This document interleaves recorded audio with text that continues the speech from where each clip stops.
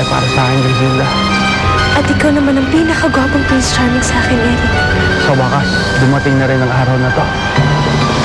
Hindi na tayo maghihiwalay pa. Mananatili tayong magkasama. Mamahalin kita hanggang wakas.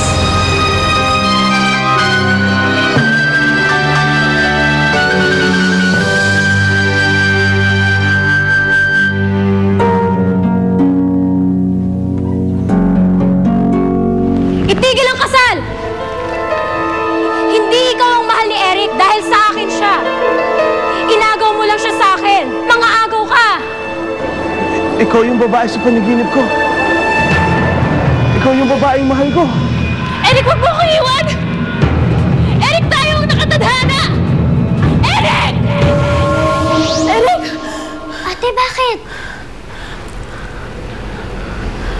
Napanaginipan ko. Ikinasal daw kami ni Eric. Ngunit dumating si Cindy. Parati mo kasing iniisip na hindi matutuloy ang kasal nyo. Kaya kung ano-ano tuloy na papanaginipan mo, ate. Ganon-ganon ang ginawa ko nung ikinasal si Cinderella at Prince Charming. Sinugod ko sila. Pinigil ko ang kanilang kasal. Napakasama ko pala dati. Mali-mali ang ginawa ko noon. Iba noon, iba ngayon. Kaya huwag mo na isipin yun, ate. Kapag nasilayan ni Eric si Cindy, maaaring magbago ang kanyang isipan. Paano kapag hindi matuloy ang aming kasal dahil doon?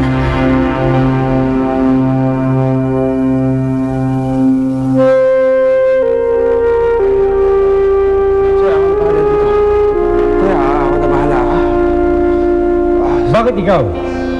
Nasaan si Sir Matthew? Magandang hapon. Sir, ako si Eric. Apo din ako ni Leon Dominguez. Wala akong pakialam kahit sino ka. Ang usapan, si Matthew makikipag-usap sa amin, hindi ikaw.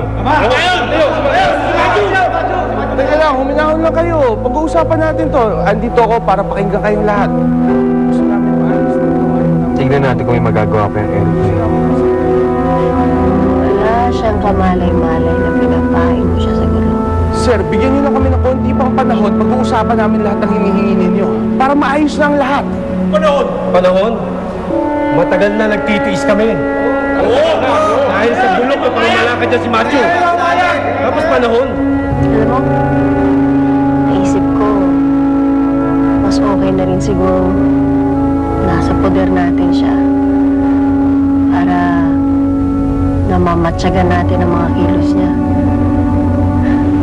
Mas madali para sa atin na mahanapan siya ng butas para mapasama siya sa matanda. Pwede ba pakisabi mo dyan kay Matthew?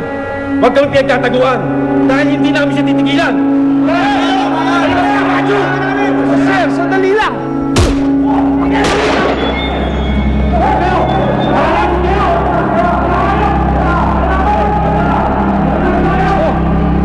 Ano nangyayari dito? Ha?